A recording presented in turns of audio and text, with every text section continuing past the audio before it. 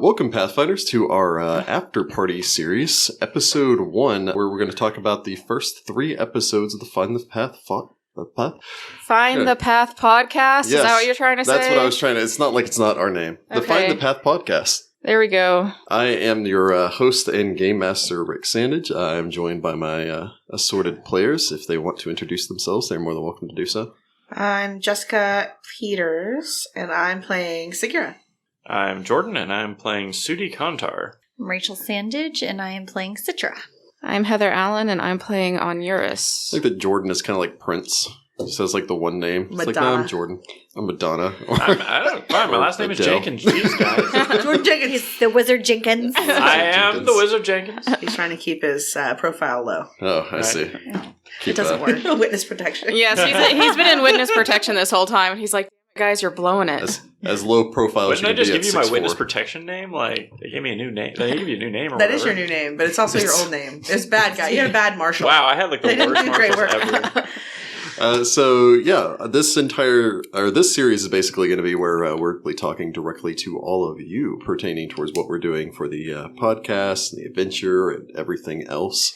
So we're just going to kind of banter back and forth, talk about things. At the end of this, we're going to give out our email address. So if any of you guys are fans of it or have any questions or comments or concerns or complaints, we will listen to all of those except for the last. Oh, you can also go to Facebook and message us. Yeah, you can also message us on Facebook. We also have a YouTube channel, which is where we do a whole lot of our other stuff. It's not really as much like the actual play because recording with microphones and also recording video with microphones is kind of difficult because you just see these like big microphones. Yeah, I can't see Jessica's face. There's just microphone. Yeah.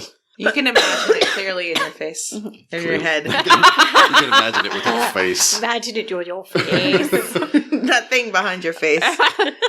So yeah, it's basically just going to be a little bit of banter and fun and everything else that we want to do. So let's get to it. So we started up the beginning of the Mummy's Mask Adventure Path. Mummy's Mask Adventure Path is one of, again, the numerous adventure paths put out by Paizo Publishing. How many have we played up until this point? Adventure Paths? Yeah, we've done Rise of the Rune Lords. We just finished Curse of the Crimson Throne. We've done Legacy of Fire. Yeah, Legacy of Fire was our first. Serpent Skull. Although Heather wasn't in there for Legacy of Fire. No. Heather's done Skull and Shackles, which you guys and haven't done. I've done Council of Thieves with you as well. But just this group in its entirety. So Rise of the Rune Lords, Curse of the Crimson Throne. Skull and Shackle. Not Skull and Shackle, Serpent Skull. Serpent We've Skull. all played a little bit of Skull and Shackles. Yeah, everyone's played a little bit of Skull and Shackles. We all played a little bit of Iron Gods. Yeah. Yeah. And we're doing Carrying Crown and Strange Aeons Strange Aeons as we speak. So I was just going to talk a little bit about why it is that we play Pathfinder and not the other game system, which I guess we can name, which is Dungeons & Dragons. A little bit about the greatness that is Paizo and why we love their stuff. And, just banter a little bit. So, Mummy's Mask is one of the adventure paths. As of right now, there are over 20 adventure paths. Are there really that many? Out. There's 2 a year. All right, we need to all become independently wealthy because we're way behind. Yeah. Working on it. So, we're going to catch up and surpass the adventure paths pretty much never. I'm not super into playing. I don't really care about all of them. I do. It's interesting you actually bring that up. It's one of those, every once in a while I'll see a new one's coming out that's generally divisive, such as Iron Gods was really divisive. A lot of people are like, oh, I don't want lasers mixed in with my dungeons. And then a lot of people will then come out and be like, oh, well, I'm going to cancel my subscription for the next 6 months because I have no interest in getting Iron Gods, or I have no interest in ever playing an evil adventure path, so I'm not getting Hell's Vengeance. That's weird. I really want to play that. Yeah, I'm sure you guys do. We're going to be really bad at being evil. You're going to be great at being evil unless there's a puppy involved. No, and Just then because like you're evil doesn't mean you hate puppies. even the ones that I just kind of look at and I'm like, Iron Fang Invasion came out, and I went, I'm not sure. It's a whole like fighting monstrous humanoids kind of thing. And then I started reading into it, like reading some of the player's guide and everything, and it's like, oh, it's got this whole like complex dwarven angle. Oh, it's got this whole, like, a lot of the hobgoblins you fight used to be part of this mercenary organization that worked with the humans, and there's this whole, like, complex intrigue and the whole thing between, like, Normathus and Multhune. It's a great opportunity. It's, like, a lot of wilderness stuff, so it's like, rangers and druids, which are usually, you can play rangers and druids at any time, but, they really shine in those types of adventures. Makes it suddenly way more interesting. Yeah, see, that's what always gets me, because I'm very much a lore fan, and I have the campaign settings and all this other stuff. The lore and the stories and the history is what really gets me to want to play the game so much. Is like what a lot of people that don't play through the adventure paths don't realize is that the amount of lore just permeates them. to the point that like I'm lucky if I can usually get about 60% of that out when I'm running through it. So that's a large part of the reason that I love the adventure paths. Talking a little bit about the adventure path, though, we have decided to play through Mummy's Mask for a number of reasons. First off, all of us are a little bit of Egypt lovers. There's a beautiful lore and everything to just the real world Egypt, and thereby extension, the land of Osirian, which for anyone who's studied real world Egypt is part of their mythology as well. The whole idea of the land of Osiris, the land of Osirian. So I've been interested in it from when it originally came out. And for those of you who have been playing in the Pathfinder Society, you guys get a lot of Osirian. And there are a couple of modules we played through. There's 2 modules. Yeah. One of them is Into the Pyramids, and the second one is Packstone Pyramids. Yeah. They're really good. They're 3.5, really old Pathfinder modules, but they're the only ones I think we've ever done that took us to Osirian. They're like the only ones we've done. And again, the Society gets to go there a lot. So But we Mummy's have a lot of Mask. fun with it. We decided to go for Mummy's Mask just because, 1, Osirian is really interesting. 2, Mummy's Mask actually takes place far enough away that it doesn't really like tie back into a lot of the other adventure paths. And I love the whole meta plot of the adventure paths, where small events from Rise of the Rune Lords or Curse of the Crimson Throne, then they tie back in, to like the very beginning of other adventure paths like Shattered Star or Jade Regent. But Mummy's Mask kind of stood away on its own. Now, there are a lot of things in Mummy's Mask that kind of reference back to even some of the events in the Pathfinder Society, which are kind of fun, but it should be generally spoiler-free. So we all decided to make characters, and well, except for me, I get everyone in the world. Everyone else decided to make their own characters. And so I figured we'd talk a little bit about players. So let's start with Jessica. So you've decided to play if I'm getting this correctly, a Suli Ranger Skirmisher archetype. Yes. Yep. First off, for everyone listening, get a little bit into what are the Suli. So Suli are people, they're kind of like tieflings or aasimar, except it's genies. And so they have at some point in their lineage Johnny blood, which gives them an elemental kind of power. Like, I haven't used it yet because it doesn't seem imperative currently, but you get an elemental assault where you can add a d6 of elemental damage to a melee attack. You pick the element. So fun little side note, those warrior dolls that you were fighting were actually vulnerable to fire. Yeah. So if anyone was able to actually identify that, you could have kicked in like firepower for your weapon and done tons of damage to them. True, but it's only for 1 round of level, and I'm only level 1, so I'm going to use that to punch a mummy in the face. The Johnny are one of the numerous types of genies. The Johnny actually basically are connected to all of the elemental planes, unlike the other ones like the Ifrit are plane of fire, the Madrid, I believe, are the plane of water. And so the Johnny had a large impact when we ran through Legacy of Fire. Mm-hmm. And I actually read some and found some interesting references to some genies in the Osirian books that some of the pharaohs would actually enslave the genies to basically just wish their pyramids into existence, which I guess is a really cheap way to save on labor. Yeah. And so you decided to go for Ranger. Yep. Rangers are amazing. They're like fighters, but more interesting. Hey. I like fighters. Fighters they kill things real well, but they're kind of like one trick. And so you're a little bit more of like an urban ranger per se. You're not the urban ranger archetype, but you're not really the I run around out in the wilderness and do things. You're kind of like, did you take favorite enemy human? No, I took favorite enemy undead. Undead, that's right. Although I wish I'd taken animal. Animal, an interesting thing to just throw out there. Like, animal is always one of the great options for favorite enemies. I love the Ranger. The Ranger is one of my top 2, and I think it's still probably my favorite class. I think now swiftly followed by the Inquisitor. But animal is always one of those great ones to take just because you inevitably fight animals at low level, and then when you get your second favorite enemy, you can just have that be your +4 and then focus on that one from then on. Mm-hmm. Yeah, the Skirmisher doesn't get spells, which I was okay with because when I played my last Ranger, I never really used my spells. I think I used my spells maybe 5 or 6 times over the course of an adventure path. And what do you get in place of your spells? You get Hunter's Tricks. Eventually, I will get to take some Hunter's Tricks at 5th level, which is cool. I haven't dug into exactly which ones I want to take. I know there are a lot of them that focus on making animal companions way more combat capable and everything else. Yeah. So, and I do get an animal companion still. So there's that. Well, and you don't have to necessarily decide that now, but I didn't know if you're leaning animal companion or the hunter's bond for your compatriots. I'm going to do an animal companion, but I don't know what yet because it's going to kind of depend on where we are. Where we are and what you guys find. All right. And next we have Jordan, and Jordan is playing Sudi, the catfolk Unchained monk. Yes. So I suppose let's start with catfolk. So I haven't ever played one, so that was the first part of it. I always like to play new I played like one normal race and then one not normal race, and so I was a human in our last adventure path. So the easiest analog I think for anyone listening is the catfolk are a lot like the Khajiit from the Elder Scrolls series. They're from the southern part of Garund, which is like the continent that Assyrian is on. But they're not very numerous, but they are here. So I was like, that'd be a pretty interesting one. Obviously really a personal fan of cats and dogs, so why not? Black cat feet. If my catfolk dies, my next character will be a dog folk. I think there are dog folk. Not yet. But I actually really like some of their abilities as well. So one of the alternate race traits actually gives me a climb speed, which is actually really useful. I haven't had a chance to really use it yet, but getting a climb speed, generally useful. I also get luck bonuses, so like I can roll 2d20, take the better of the results, and I'm a black cat, which is a feat I actually took that once per day lets me make somebody re-roll something with a -4 penalty. So next time Rick tries to critical me, I can be like, no, re-roll that.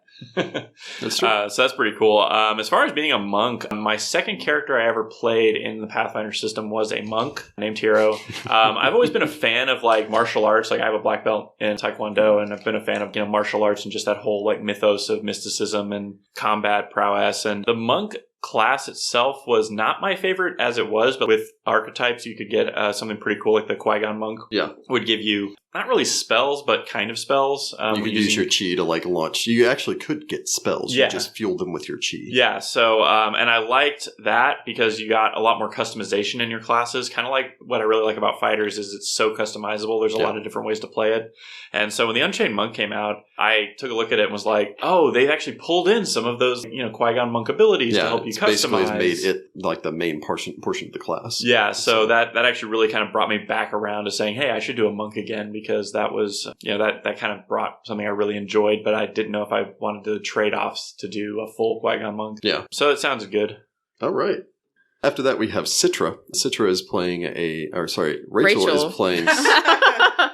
I confuse everyone. Citra's playing Rachel. Yes. Oh, no. But next we have Rachel. She is playing Sitra. Sitra is a human Unchained rogue. Yes, Unchained rogue. So we're double downing on the Unchained. Well, we pretty much always use the Unchained now. If Yeah. you're anything that has Unchained, we use it. And from what I understand, with society rules and everything else, they're considered to be effectively the base version of those classes now. And this is actually my second go at playing a rogue.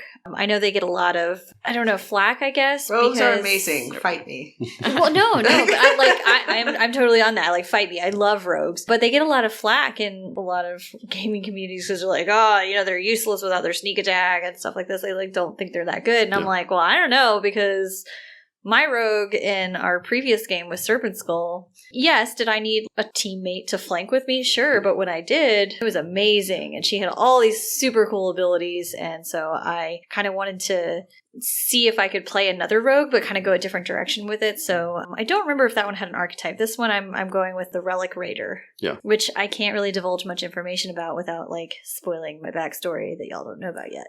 So... But I liked the idea of maybe my character going, and rogues and rangers do get some magical abilities, and so I kind of actually wanted to try and play a rogue that incorporated more of that. Oh, you're going to take the minor trick or the minor magic? I think I'm going to. Minor magic, major magic, things like that. So Lots I might of look at that, because I've never played a rogue that actually incorporated that. Please put a rank in Knowledge Arcana. That's not when I don't get a bonus in that one. It doesn't matter. Yeah, we need. Really I don't either. Because I guess with my last rogue I played, I didn't have Knowledge Religion, but that was the one I put all mine in anyway. So I don't think the Arcana E1. I don't think Arcana is a class skill for anyone. It's a class skill for me, but I do not have the skill points to spare for it. Yeah, I have them, but it makes zero. I don't spellcast. It makes 0 sense for me. Yeah, so it might make more sense for my character, but or Sudi with his love of sphinxes might put a rank in there, so he actually has some idea what they can do. I don't. Are they magical? Yes. Lore. You can do lore. I'm going to put at least one rank in that and one rank in Knowledge Religion, because I should know something about my religion. Don't worry about the Arcana. I mean, how many golems are you going to run into? Enough that it's going to be a problem. This will be the one adventure path where Goldenbane Scarab pays off in spades. Yeah, I was going to say, also it's a scarab. Get a Goldenbane Scarab. Oh, also that. Yeah, it's also a scarab. Everyone buys one. Yeah. So they're also playing the Only Human. I am playing the Only Human. And apparently I'm the only one not from this city. I'm from Wati, so I'm from Wati, You're from Wati, you're from Wati. Yeah, I am not from Wati, so. Yeah. We're going to be able to get into your backstory a little bit more. And what exactly motivated... I personally kind of default to human. Anytime that I'm making a character, I'll make a human character, mostly because I always feel like they have the closest connection. Unless you're doing an adventure that's like, it's like, we're going to set this adventure in Keonan. Well, of course, I'm probably going to play an elf if you're in friggin' Keonan. I almost always play elves. I'm not going to lie. Heather loves elves. I love halflings. I play whatever will make sense. Like, if we're playing an adventure down here in Garoon, there are not that many that take place down here, so I'm going to play a suli or something that's like native to the area that you can never play sensically. So yeah, you just decided, you wanted to go for human just because, or it just worked more with your backstory? It worked more with my backstory, and I really wanted something that connected me to the area and being from Osirian as a human. Yeah. And Heather there is playing Onuris. Yes. Who I believe is an aasimar Cleric, yes. Aasimar Cleric of Horus. Who was originally a oracle. Well, I was, like Jess said, originally going to do an oracle, but while I like oracles, I decided to go with the cleric just for the versatility, because we're going to be running into a lot of probably curses and other stuff. So I'm going to really need the ability to swap out my spells. And just having like a selective amount of spells is probably not going to be advantageous in this adventure path. I just felt like being able to, we're going to fight mummies, so I'm going to definitely need remove disease because mummy rot is going to be a thing. So eventually I just settled on cleric because I was like, I'm really going to need the versatility of the spell casting and not being limited to like 3 or 4 spells of each level. And then getting those spells sooner is also probably going to help us out in the long run too. I don't have anything against oracles. Oracles are cool. It's just, like I said, I feel like a cleric was the better choice of the two for this adventure path. And so, and what made you decide on Horus? Originally, I was going to do Anubis, god of death and everything, and Anubis is just awesome. But then once I picked my background trait, I was like, that doesn't really fit with this anymore. And so I didn't really want to do Osiris, so I went with Horus. Okay, so just by like process of elimination. Mm-hmm. And I know you also like Horus because of his, feather domain? Yeah, the feather domain's pretty cool, which is, I took sun and then the animal domain and then the feather subdomain for animal. Eventually I will have an animal companion as well. Yeah. So there'll be tons of animals just running around everywhere. 2, I don't think tons. Well, inevitably I imagine you guys are going to get some like camels and stuff to ride around on. Everyone will have a camel. Yeah, and Horus does have the Khopesh as a favorite weapon. I knew we would probably be finding a lot of those. It didn't occur to me now, but I'm really pushing for Sagira to take camel for her animal companion. We'll see where we are. He just spits and bites everyone. He's angry. So we've managed to do 3 sessions so far, so I was just going to see what like everyone's kind of feeling. How are you enjoying it? You guys had any thoughts? Or what were your expectations going in, and what are your expectations now? I was not expecting to almost die in the first dungeon. No, that was your fault. It was not my fault. I don't really know what I was expecting other than probably my misconceptions of this is going to be just like the mummy. I never try to think about what an adventure path is going to be like because I'm always wrong. I'm always like, it's like I read about the setting and I'm like, and I'm not going to make any assumptions about shenanigans that are going to go on. Yeah. Not to name specific adventure paths, but we did have a really hella good twist in one of them and I was like, oh my god.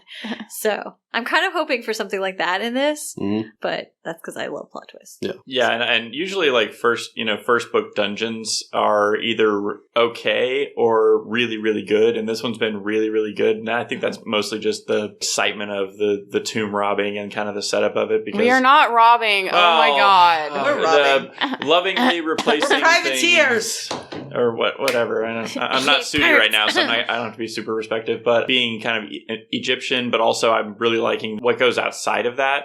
Right. So, like, I'm really intrigued by the halflings with all the dogs. That is my favorite part so far, the halfling with all the dogs. Yeah, like, I want to know how they're doing, and I want to know that lady from Taldor, and, like, see what's up with her. Her hat is ridiculous. Yeah. Like, when Rick showed us the art for that, this lady's hat is, like, half the size of her, It's full of secrets. Yeah, like, I'm really curious if, like, after we get out of the dungeon, hopefully all intact, if there's any kind of double dealings and, like, political maneuvers and stuff. That's the kind of stuff that I'm like, oh, that sounds really cool. I'm just wondering how it's going to go from, we're sanctioned to quote-unquote, tomb robbing to what's going to be the bigger You never know what the hook adventure. for the big actual part of the adventure is going to be. It's always like, you're going to be doing this, but you know that eventually it's going to lead into something usually almost world-ending. Yeah, because like Rise of the Rune Lords, we're in Sandpoint. What happens in Sandpoint? Goblins. Apparently everything. Everything happens a lot at of some stuff. point. So I think all of you are, in that case, ready to decide like who the big bad is. Is that true?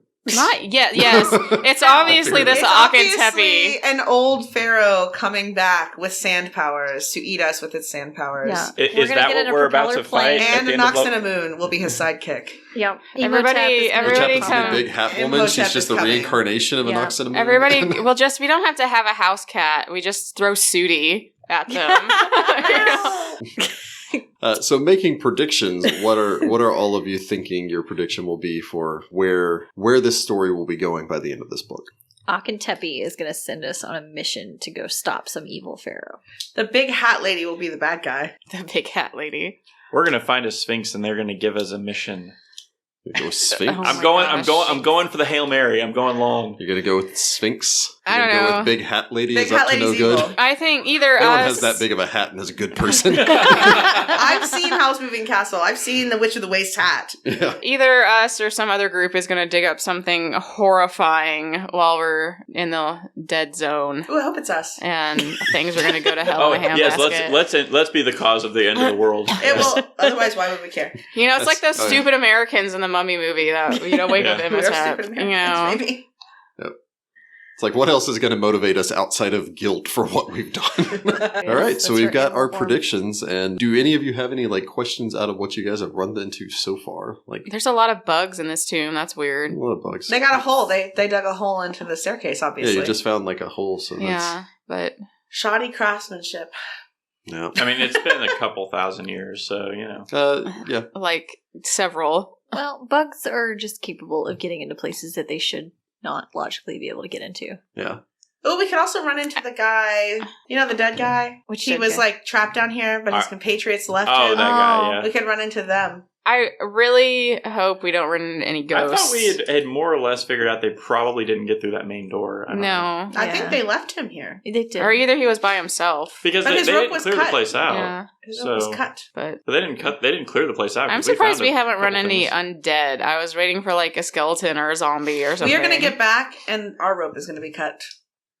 Oh, we're gonna have to find a new way out. You know, that's probably true. You know that won't stop me, right? I have a climb speed, so I could just climb up. no, it was That's sheer. actually not true. Like we already. It's very Oh, Because got you it. can't, Sheer, you that's can't. right. Well, no, it's not It's got necessarily a- sheer, but you can't climb on the ceiling. There's like a drop. It's- It's, in you the can't front. climb inverted surfaces. Oh, that's sad. Now, feasibly, someone could, maybe boost you up high enough that you could climb up, but and everyone knows that Sudi has a limitless supply of rope. So, are you guys expecting undead before the end of this? I hope so. There's Yeah. better be some freaking undead around We're- here somewhere. Like I said, I think Akentepe is gonna be like finding his way back and be like, "What the crap, guys? What are you doing here? Now I've got to recruit you for this big bad thing." I can't send my 6-inch guys because you killed them. They would have taken care of everything. That was my fallback plan. Oh my god. That would be the best. We all play little dolls. It's like that 9 movie. Oh, yeah, we're all yeah. 9. Nice. All right. So, yeah, no one else had any other questions or anything? I assume the more these come out, we'll actually have like Yeah, it's like there's questions. not a Yeah. lot going on yet. Yeah, I was gonna say, Yeah. well, questions for people, but You're just also waiting. like it's been fairly straightforward so far. So like we haven't had any like, wait, what? Yeah, kind of just moments. So just trying to find out more about Akentepe and making your way down in here and finding the plot, we find the path and the plot. finding everything. All right, so Or that not will the be it for our first episode of the After Party. Check back here soon. After the next 3, we will be posting up another one for the behind the scenes and insights into the backstory and, maybe a little discussion on like stats and characters and other things like that. But we'll wait until then. Until next time, good luck, Pathfinders.